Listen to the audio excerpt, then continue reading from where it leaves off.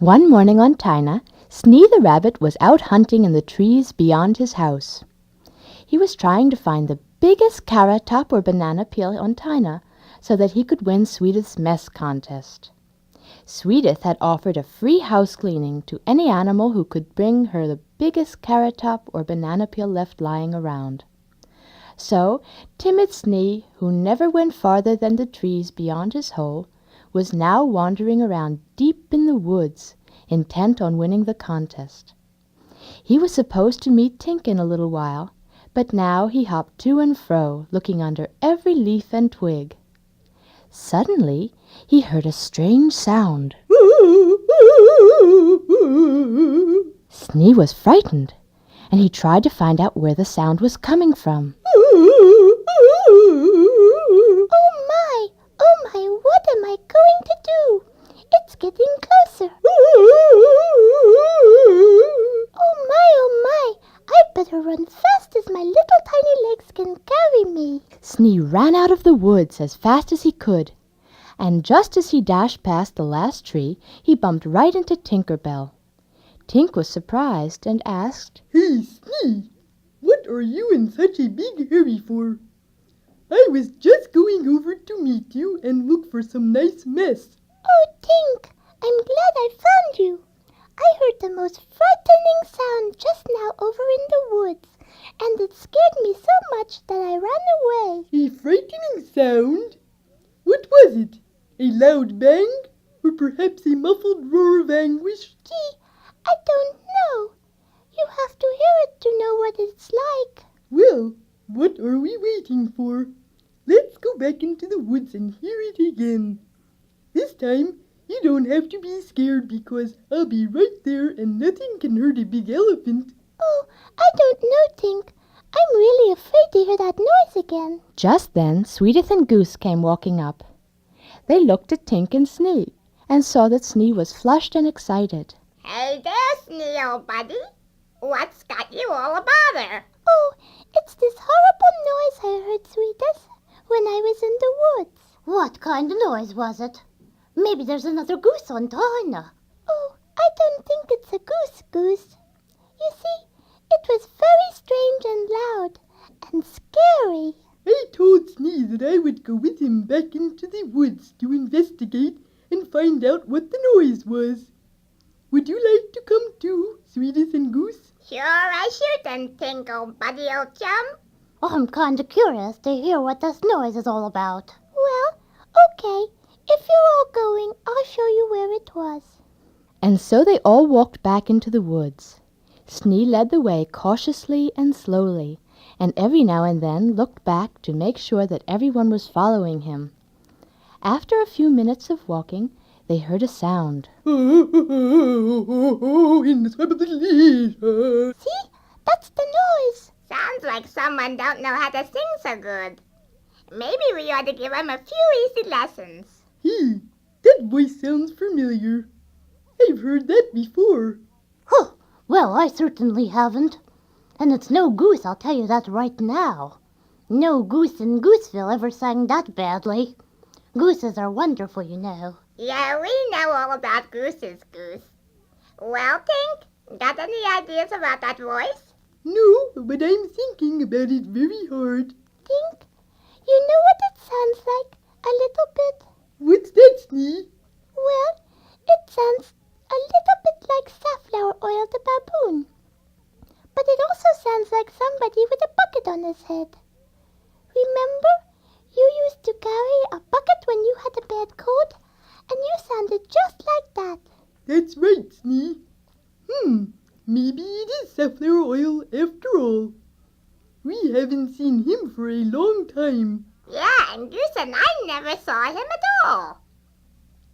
I got it. It must be Safflower Oil with a bucket on his head. Maybe he got a cold being out there all alone sleeping on the beach. Huh, if he were a goose, he wouldn't sleep on the beach. Gooses sleep in bundles, thank you. Yeah, that's right, Swedith. Safflower Oil with a bucket. Hey, Safflower, where are you? Yoo-hoo, Safflower Oil. Hey Yay, safflower oil, old buddy. Come out of there, you stupid baboon.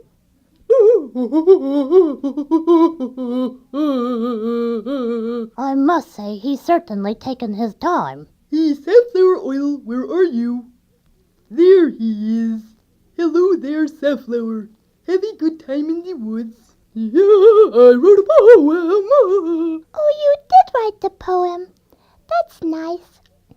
Safflower, this is Goose, and this is Swedith. They came to town after you left to work on your poem. Hello there, Swedith and Goose. Hi there, safflower buddy. Hi. Well, I think that everybody on Tina should hear Safflower's poem, since he worked on it for so long a time. I'll call a meeting this evening, and then Safflower can read it. So later that evening, all the animals came bounding over to Beanbag Pond, eager to hear the great poem that had taken Safflower Oil such a long time to write. Tink got up and started the meeting. Hey, everybody! It is a great pleasure for me to tell you that our old buddy Safflower Oil here is going to read his epic poem. It is called Prestidigitation and Tergiverization. Yay, safflower. Oh, I thought he was writing about the bunting. Me too. Quiet, everybody. He's going to begin. There was a hushed silence as everyone waited for Safflower Oil to start to read. And then... In swiftly delicious, mellows at my fine tobacco and let my tea. The homologic mansion of a protected module zero. Legalized boon. I live life and I would live. Yeah, the end. And, thank you very much, Safflower. That was indeed a very interesting poem. That don't sound like much of a poem to me, thank you. I was a little confused myself. Pretty. Lovely. You know something? Maybe it's the kind of poem that you can't understand unless you got a bucket on your head. We don't do that, thank you. I think a poem should be understood without putting on buckets, don't you know? You mean you don't understand it? Well, to put it to you straight, Safflower buddy, I can't make heads or tails of it. You know what I mean?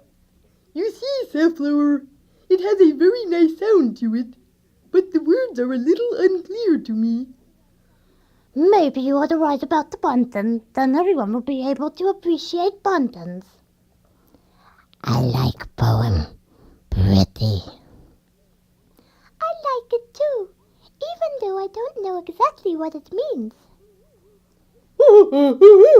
I know what it means, and I don't see why everyone else doesn't. You know something, Safflower buddy? Maybe the trouble is being all by yourself in the woods. Maybe if you're all alone for a long time, you forget what everyone else can understand. Huh, not if you're Goose. Hey, that's right, Swedith. And maybe walking around with a bucket on your head makes it even harder. Eh, Safflower? I got it. Maybe you ought to try writing another poem. But this time, you could do the writing here in Tina, so that you can be around everybody else. And we can keep this poem also because the sound is so pretty. Then, if you write another one, we'll have 2 poems. I don't think that you have to be alone to write a poem, Safflower. I mean, you can write while you're all alone, but then you should come back to Beanbag Pond when you're finished for a bit of soaking and social chatter. How about it, Safflower buddy? Okay, I'll try it. That's nice. We'd be very happy to sit and soak with you again. Pretty poem.